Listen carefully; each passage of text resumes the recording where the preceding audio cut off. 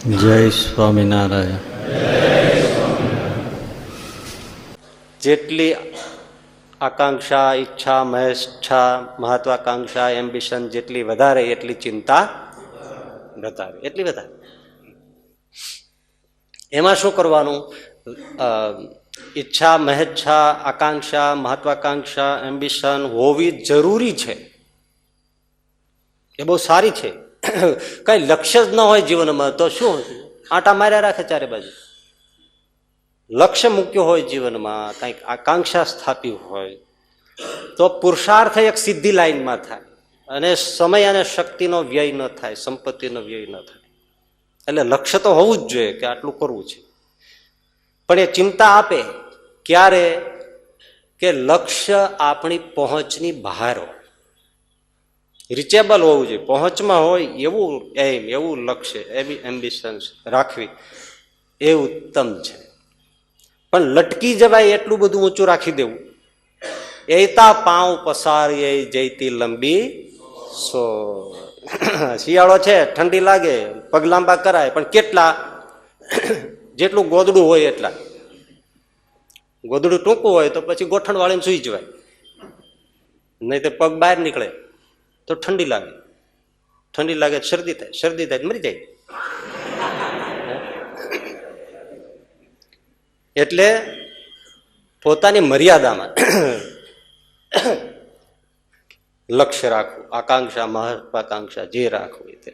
હવે અહીંયા ભણવાના ઠેકાણા ના હોય અને કઈ માથામાં સૂજ પડતી ન હોય કે મારે અમેરિકા જઈને MBA થવું, રવા દે તું. તો થોડા વર્ષ પહેલા એક છોકરો સત્સંગીનો આમ ઓળખીતો આવ્યો, મને કે તમે મને રવિવારની સભામાં 1 કલાક આપો. મેં કે તાર શું બોલવું છે? મને કે આ સત્સંગ બગડી ગયો છે, આપણે સુધારી દેવો છે, આમ કરવું છે તેમ કરવું છે, કાગળિયો કાઢ્યો. મેં કીધું બધું બરાબર છે, પેલા તું સારો સત્સંગી થા, પછી બીજું વાત કરશું. આજે એ વર્ષ થઈ ગયા 7-8, નામ લેતો નથી. એવો ગૂંચવાઈ ગયો છે ને એના ઘરમાં જ, તો સત્સંગની કાંઈ ચિંતા જ કરતો નથી કે એ જે થવું એ થાય. ગેસના બાટલા લાવવાની તેવડ નથી. એટલે ઊંચા લક્ષ્ય પહોંચી ન શકાય એવા ક્યારે જીવનમાં રાખીને દુઃખી થવાય ના. આપણે શાહબુદ્દીનભાઈ છે ને ઓલા ધીરુ કાપડિયાની વાત કરે કે અમારા ગામનો ધીરુ કાપડિયા, એની જ્ઞાતિમાં એ જમાને ગ્રેજ્યુએશન પૂરું કર્યું, એને ફૂલ ગ્રેજ્યુએટ. હવે એની જ્ઞાતિમાં કોઈ એટલું નહીં ભણેલા અને પેલો વેલો ભણ્યો આટલું. અને પછી સગાઈની વાત આવે એટલે બસ એ આબુ પાછો સાહિત્ય એમએમાં આર્ટ્સમાં થયેલો, વિથ ઇંગ્લિશ વિથ સંસ્કૃત, આવું બધું. જ્યારે ત્યારે બધું એમ જ કીધે રાખે કે કન્યા કમસે કમ ગ્રેજ્યુએટ તો હોવી જ જોઈએ. પણ હવે જ્ઞાતિમાં કોઈ નથી, મળે ક્યાંથી? એ ખોલતા ખોલતા 6 વર્ષ નીકળી ગયા. 6 વર્ષ એટલે કેટલું કહેવાય. પછી એને ધોરણ ઘટાડ્યું.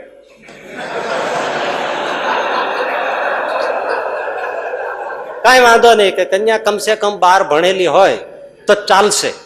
હવે એ 12 ભણેલું ગોતે, પણ આને જોઈને ના પાડે. એમાંય 2-4 વર્ષ ગયા પછી કે મેટ્રિક 10 પાસ હોય તો ચાલશે. તને ચાલશે પણ હામા વાળાને કોઈને ચાલતું નથી. તને અડધા ધોળા આવી ગયા.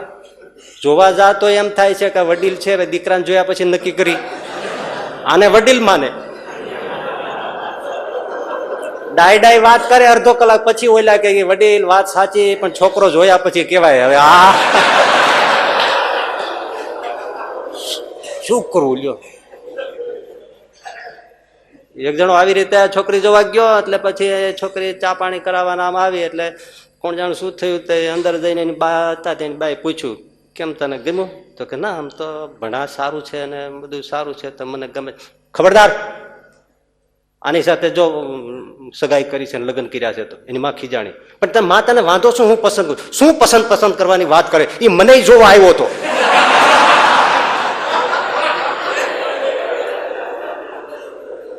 એટલે ઓલા પછી SSC રાખ્યું, એમાં પાછા 3-4 વર્ષ નીકળી ગયા. પછી કે પ્રાથમિક હોય તો ચાલશે. તો પ્રાથમિક ક્યાં એને મેળ પડે? હોય પ્રાથમિક વાળા ઘણા, પણ હવે આને જોવો જોઈએ ને.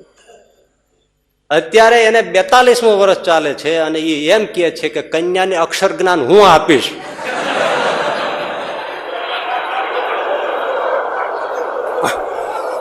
પણ મને કોઈ પરણાવો, લગ્નના ઢોલ સાંભળી શકતો નથી. બોલો, શેરીમાં કોઈના લગ્ન હોય તો કે હા અહીંયા ઢોલ વગાડો તો જાઓ બાજુ શેરી, એટલે બાજુમાં ક્યાંથી વગાડે? ઘડીક થાય રોવા મળે ને, રોતા રોતા એના બાપાને કે તમે મારી વાત લીલ પરણાશો પણ મને નહીં પરણાવો. કે આટલા ઊંચા લક્ષ્યો મૂક્યા પછી રખડવા સિવાય કશું આવે હાથમાં? કાંઈ ના આવે. અડધો રોટલો હાથમાં આવ્યો હોય, પૂરાની આશાએ અડધો ફેંકી દેવાય નહીં. એટલે લક્ષ્ય એવું રાખવું કે જે પહોંચી શકાય એવું હોવું જોઈએ. છતાંય પહોંચી શકાય એવા લક્ષ્ય રાખ્યા હોય તોય એટલું સમજી જ રાખવાનું કે બધાના લક્ષ્ય પૂરા થતા નથી. આ સમજી રાખવું પડે. ન થાય ગમે એટલું કરો તો શું? આ મનમોહન સિંહે લક્ષ્ય રાખ્યું જ નહોતું મારે પીએમ થવું છે. આ બધા લક્ષ્યની બધી પર્સનાલિટી ડેવલપમેન્ટમાં વાત તો પેલી મુદ્દાની આવે ને એમ હોવું જોઈએ. મનમોહન રાખ્યું જ નહોતું છતાંય બેઠા જ લ્યો.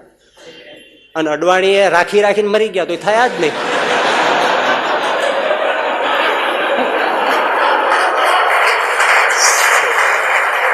સામે બે છે, તમે જો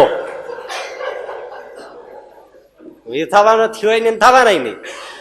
હવે બોલો, ખરેખર લક્ષ્ય રાખે થઈ જ જાય એવું બને? ના થાય એવું એમ. એટલે આ બધા તમને કરાવીને તોડાવી નાખે એના કરતા લક્ષ્ય રખાય. ગીતામાં ચોખ્ખું કીધું છે, દેશ, કાળ, બુદ્ધિ, પુરુષાર્થ અને ભાગ્ય, 5 વસ્તુ મળે ત્યારે કોઈ પણ કાર્યની સિદ્ધિ થાય છે, એ વગર થતી નથી. નસીબમાં હોય ત્યારે પાઘડી વાળો બેહે. હા, અને આનું નસીબ ફૂટલું તો ત્યાં જઈને મજાર ઉપર જઈને ચડાઈ આવ્યો કઈક, પછી ગયું બધું ફૂટી ગયા એના. તો શું રાખ્યા હોય, સારા હોય, પહોંચી શકાય હોય. નાયબ વડાપ્રધાન થઈ ગયો, એ વડાપ્રધાન થતા વાર શું લાગે એને? પણ આટલાથી જ પહોંચતું નથી, પતતું નથી. એટલે વિચારી લેવું આપણે. પેલા શિયાળની વાત આવે છે ને કે ગ્રેપ્સ આર શાવ, બસ પછી મોજથી પૂછડી પટપટાવતું જતું રહ્યું. ન પહોંચાડો તો કઈ નહીં, જવા દો, હાલો. શું કહેવાનું? દ્રાક્ષ ખાટી છે યાર, આપણે જવું જ હોય અમેરિકા, ન જવાય તો કે ત્યાં બગડી જવાય, ના જવાય જ નહીં. દેશ સારો નહીં, આ દેશ જ ઉત્તમ છે. હા, એ વાત સાચી. આપણે કોઈ કાળા હોય ને એને કે તમે કાળા બહુ છો, તો કે ધોળા તો ગધેડાય હોય. હે ચાલો, એક આવડો ટાબરિયો છોકરો એક દુકાને આવીને ઉભો રહ્યો. હવે દુકાનદાર હતો ને કાળો કીટોડા જેવો, તે એની સામે ટગર ટગર જોવે આમ. એટલે ઓલો દુકાનદાર કે શું બેટા તું જોવે? હે અંકલ, ગોરા થવાની ક્રીમ આવે છે તમારે ત્યાં મળે છે? તો કે મળે છે ને, તો લગાડતા હો તો.